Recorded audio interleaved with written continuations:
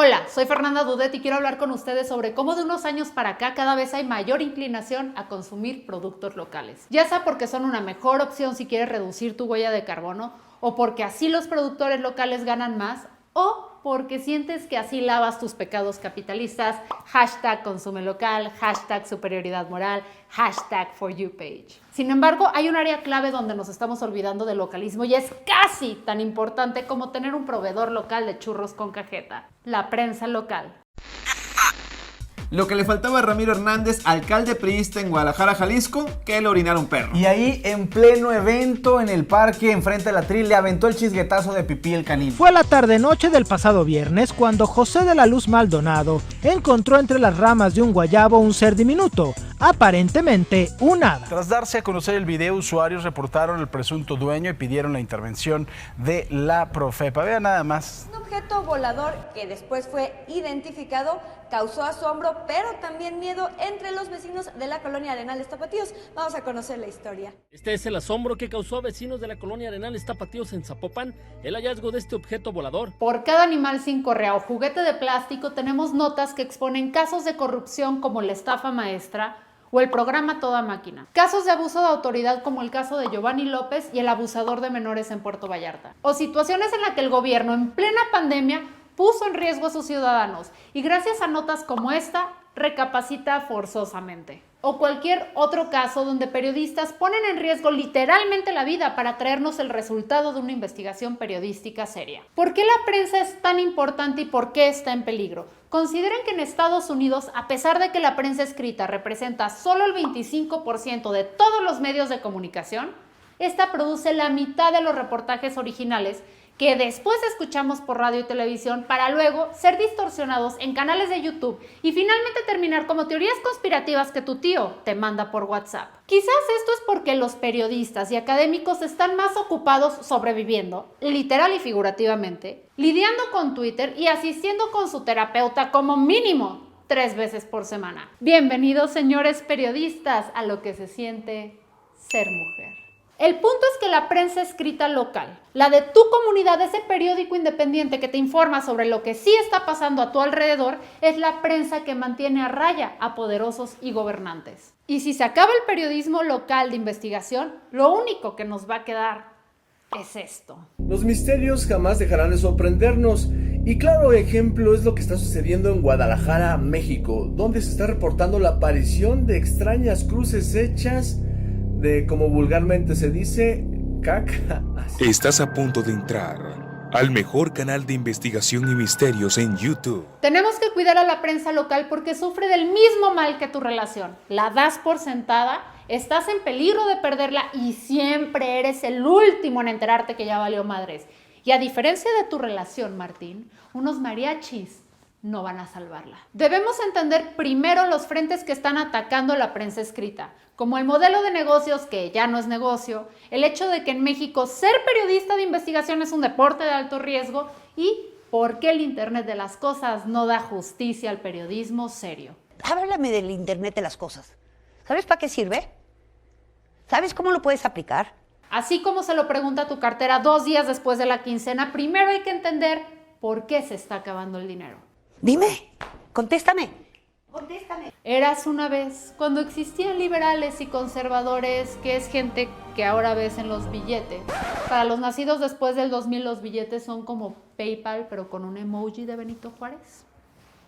Hashtag denme el emoji de Benito Juárez. Estos grupos en tiempos previos a Morena estaban bien delimitados y tenían una clara competencia por el poder político de México. Así, los primeros periódicos en el país, como Excelsior o El Universal, fueron creados como armas para propagar sus respectivas ideologías a la población. Y por población nos referimos a la minoría educada, porque en México de 1800 o sabías leer o eras pobre. No existía punto medio, no había Coppel. Con la Revolución Mexicana, los periódicos dejaron de propagar ideas políticas contrarias porque casualmente llegó el hashtag PRI, que es como tu primo mi rey que siempre paga las cubas, pero no deja que nadie le cambie el radio. Durante 70 años, la prensa escrita se convirtió en el Curi, que le aplaudía todas las ideas pendejas a tu primo. Parque acuático en Plaza Patria en temporada de lluvia. ¡Paps! Me encanta la idea. A cambio el Curi, o sea, la prensa recibía cubas, o sea, dinero por parte del gobierno y recomendaba a los empresarios que invirtieran. Pásale por acá, minería canadiense, aquí hay mimosas, Carlos Fuentes, impunidad. ¿A quién le importa que se estén echando Matehuala? Y entonces llegó la sensualidad de la radio y la televisión gringas, que tenían un modelo de ventas de espacios publicitarios, y la prensa mexicana, al puritititito estilo de queremos Halloween con todo y calcetín, copió este modelo norteamericano. Y aquí es donde el modelo de negocios de la prensa triunfó más duro que Pepe y Teo cuando inventaron el ¡eso, mamona! Por un lado, si decías lo que el PRI quería, te acariciaban con mucho dinero. Si no, desaparecían a tu periódico y también las caricias. Esta intervención del gobierno podía ir de ser tan discreta como el profesor de inglés que es amante de tu marido, hasta organizar un botín para correr al director del Excelsior. Un saludo a Echeverría allá abajo. Y es que quienes resistieron la seducción del PRI pagaron el precio, como la revista Proceso, que nació de la presión gubernamental precisamente para callar al Excelsior.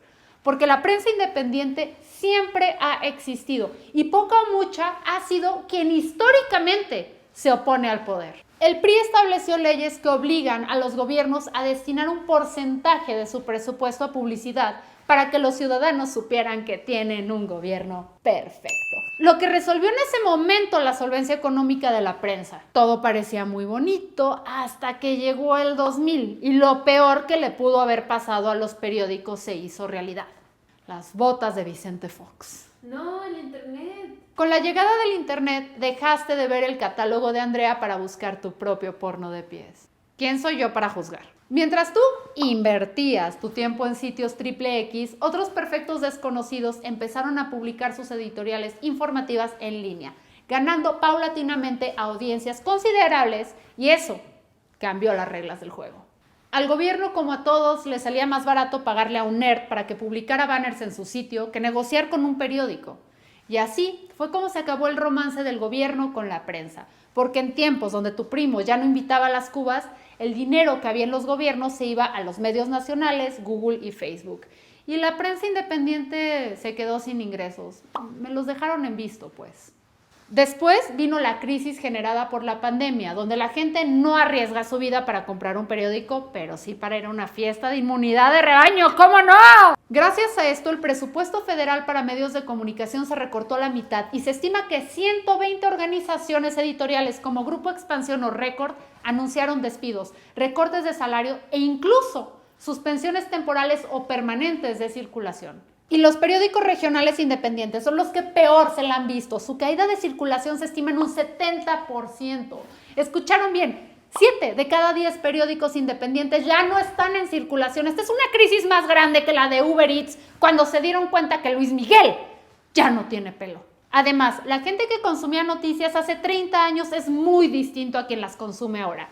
Según una encuesta oficial de noshacen-falta-bases-de-datos-buenas.com, el 95% de los centennials piensan que los periódicos son para envolver papayas. En un país con 120 millones de habitantes, los lectores de prensa escrita no rebasan los 200,000. Son tus tíos jubilados que se sientan a tomarse 4 cafés en Sanborns mientras hojean los obituarios, los que mantienen viva esta industria.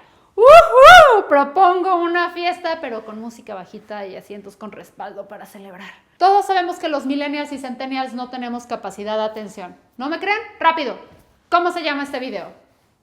Es en serio, ¿cómo se llama este video? No sé de qué estoy hablando. El spam de atención de los centennials es más corto que sus relaciones románticas. Son esta generación que sabe que le va a tocar ver la hecatombe mundial, el fin de la sociedad como la conocemos, y por eso les da igual abrir el periódico y prefieren ver las 27 maneras en las que la cabeza de Ariana Grande parece un pie de manzana. No creerás la número 14. Estamos navegando la realidad en una sobredosis de nihilismo y la única centennial que parece seguir leyendo los periódicos es la Lisa Simpson de esta generación, Greta Thunberg. Según el INEGI, el 65% de la población en México tiene acceso a Internet. Un reporte de uso de redes sociales y dispositivos que hizo Televisa mostró que de este número de personas, el 75% consume diariamente redes sociales.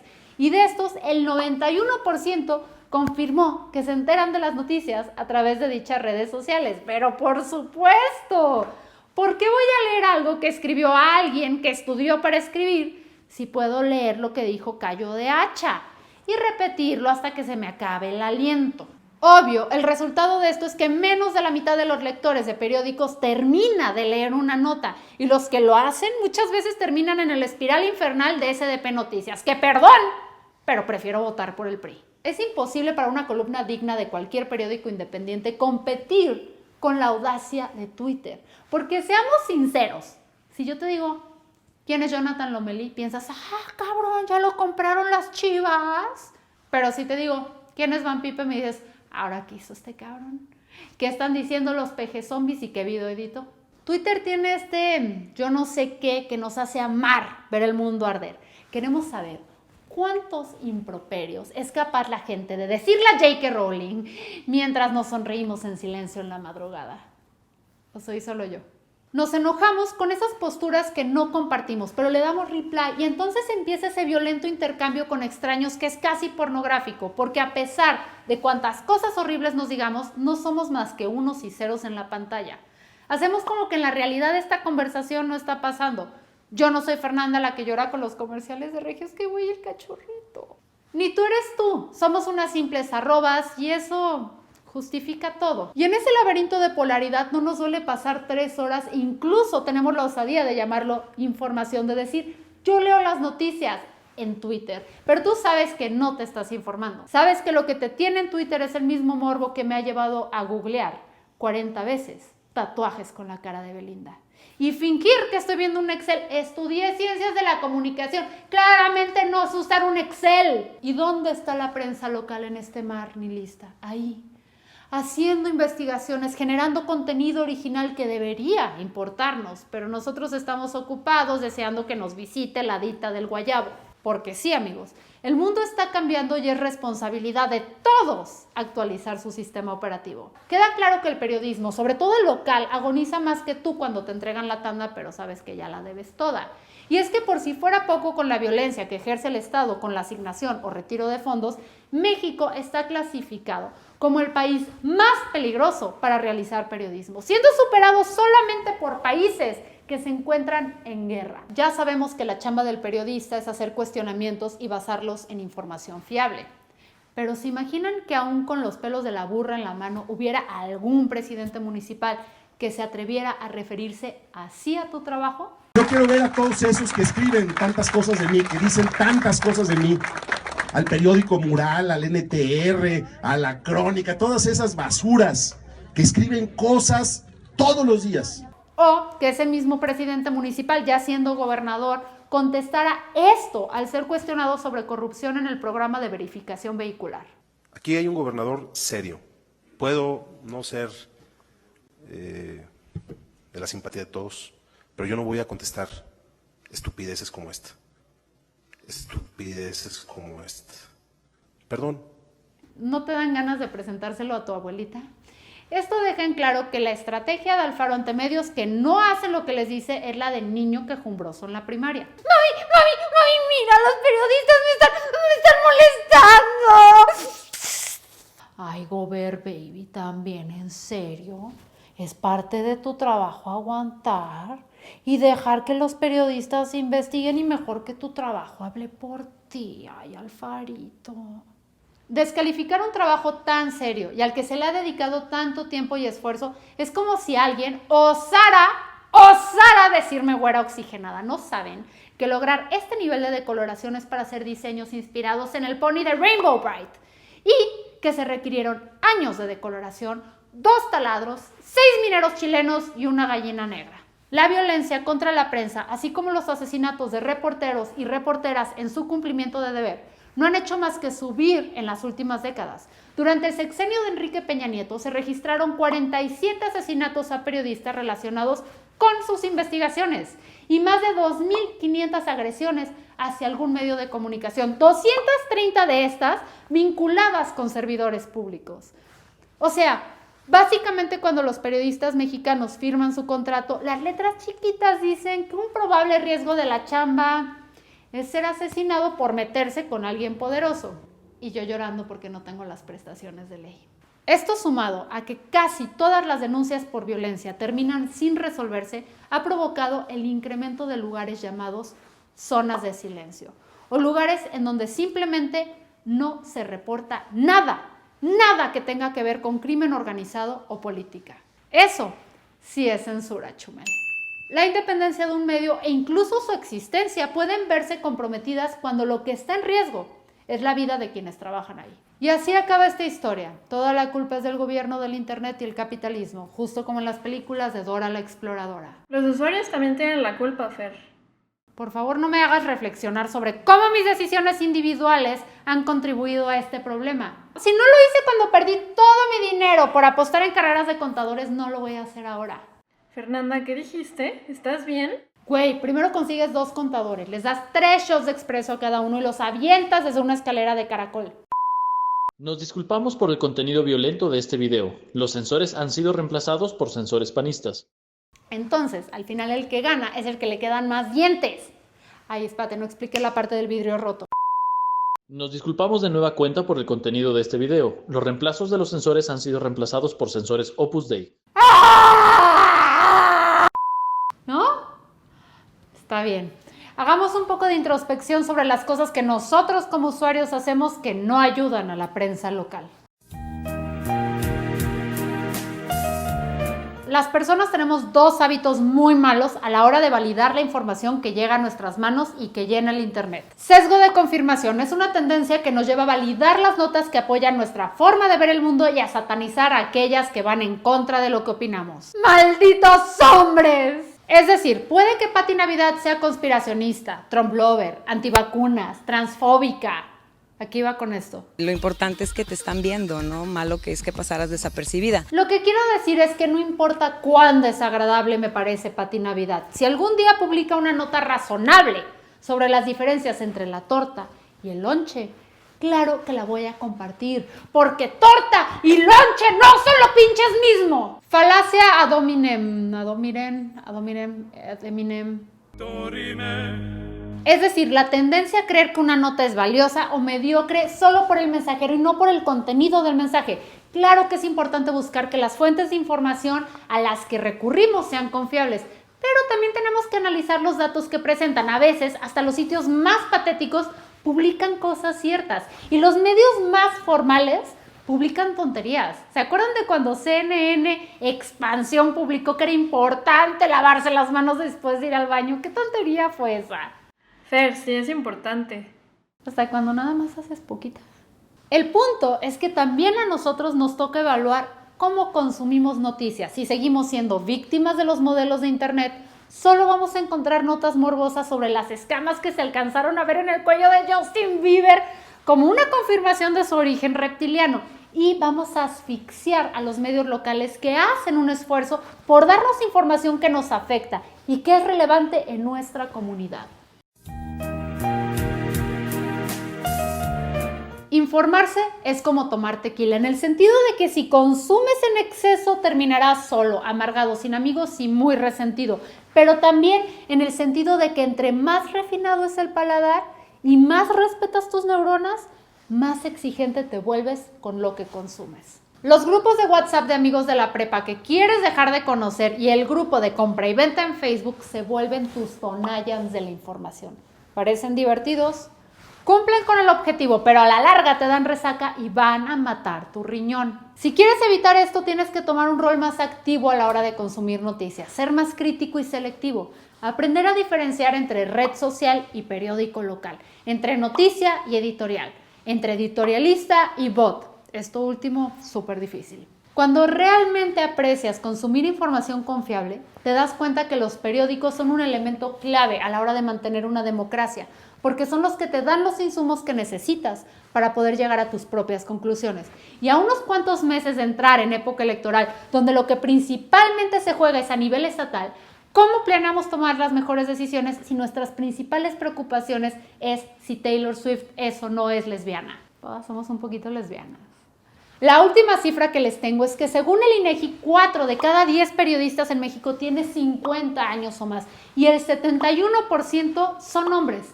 ¿Casualidad que sea difícil el encuentro con otra generación? No lo creo, boomer, pero no solo vengo con un problema, también traigo la solución. Diversidad. Cuando diversificamos las voces que nos hablan, apelamos a un público más plural y enriquecemos la perspectiva que se tiene sobre nuestros problemas como sociedad.